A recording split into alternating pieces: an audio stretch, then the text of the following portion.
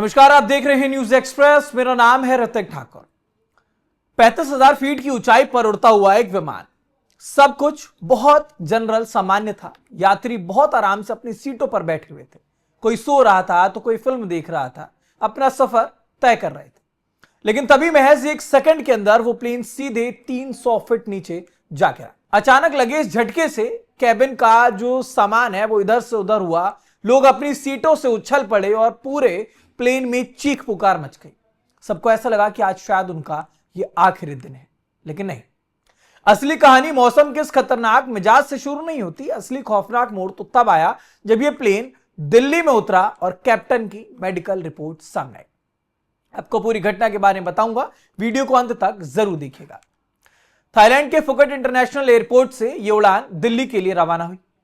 आधे से ज्यादा सफर बिल्कुल शांति के साथ कटा, लेकिन जैसे ही प्लेन भारतीय हवाई सीमा के करीब पहुंचता है, आसमान में अचानक से टर्बुलेंस यानी कि हवा का जो भारी दबाव है वो बना। विमान 300 फीट नीचे पहुंच गया और इसे एविएशन की भाषा में सेवर टर्बुलेंस कहा जाता है, यानी कि बहुत गंभीर। यह इतना अचानक होता है कि पायलट्स को संभलने का मौका नहीं मिलता। लेकिन खुशनसीबी ये कह सकते हैं कि कॉकपिट क्रू ने स्थिति को जैसे तैसे संभाल लिया और प्लेन को सुरक्षित दिल्ली के इंदिरा गांधी इंटरनेशनल एयरपोर्ट पर लैंड करा दिया। यात्रियों ने राहत की सांस ली। चलो, जान तो बच गई, लेकिन किसी को अंदाजा नहीं था कि आखिरकार कॉकपिट के अंदर चल क्या रहा था। एविएशन रूल्स यानी कि डीजीसीए के नियमों के मुताबिक हर इंटरनेशनल या फिर जो सेंसिटिव फ्लाइट होती है, इनकी लैंडिंग के बाद या फिर टेक ऑफ से पहले क्रू मेंबर्स का रैंडम डोपिंग और अल्कोहल टेस्ट किया जाता है। नियम के तहत इस फ्लाइट के कैप्टन का भी डोप टेस्ट हुआ और जब रिपोर्ट आई तो सिविल एविएशन मिनिस्ट्री से लेकर एयरलाइन के गलियारों तक हड़कंप मच गया। दावा किया गया कि कैप्टन का डोप टेस्ट पॉजिटिव निकला है, यानी कि जिस वक्त हवा में विमान 300 फीट नीचे पहुंचा, उस वक्त प्लेन की कमान संभाल रहे कैप्टन के शरीर में ये जो ड्रग्स जो कि प्रतिबंधित हैं, नशे की मात्रा उसके अंदर भरी पड़ी थी।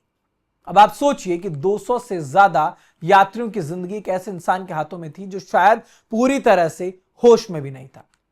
कॉकपिट के अंदर से सिमुलेटर विजुअल्स, डीजीसीए और एक के बाद एक स्क्रीन पर उभरते हुए, तो इस खुलासे ने भारतीय एविएशन सेक्टर पर कई संगीन सवाल खड़े कर दिए। अब ऐसे में इन सारे सवालों की अगर बात करें तो सबसे पहला सवाल, फुकेट से उड़ान भरने से पहले क्या कैप्टन का प्री फ्लाइट मेडिकल टेस्ट सही तरीके से हुआ था? दूसरा सवाल, टर्बुलेंस कुदरती था या फिर कैप्टन के स्लो रिफ्लेक्सेस, यानी कि वो जिस तरीके से प्लेन को कंट्रोल कर पा रहा था उसकी किसी गलती की वजह से ये कंट्रोल नहीं हो पाया?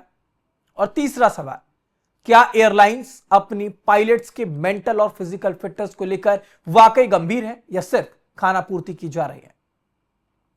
देखिए, क्योंकि एविएशन में जीरो टॉलरेंस पॉलिसी होती है, यानी कि अगर कोई भी पायलट नशे या फिर डोप टेस्ट में पकड़ा जाता है तो उसका लाइसेंस तुरंत सस्पेंड या फिर हमेशा के लिए रद्द किया जाता है, क्योंकि यह मामला सिर्फ एक नौकरी का नहीं होता, सैकड़ों बेकसूर लोगों की जान का होता है। फिलहाल इस मामले की उच्च स्तरीय जांच के आदेश जो है वो दे दिए गए हैं। एयरलाइन और एजेंसियां ये पता लगाने में जुटी हुई हैं कि पायलट ने किस पदार्थ का सेवन किया था, क्या ये कोई प्रिस्क्राइब्ड दवाई थी या फिर कोई गैर कानूनी ड्रग। लेकिन इस घटना ने हवा में सफर करने वाले हर यात्री के दिल में एक डर जरूर पैदा कर दिया। मौसम की खराबी हमारे हाथ में नहीं, लेकिन कॉकपिट में बैठे इंसान का जिम्मेदार होना पूरी तरह से सिस्टम के हाथ में है।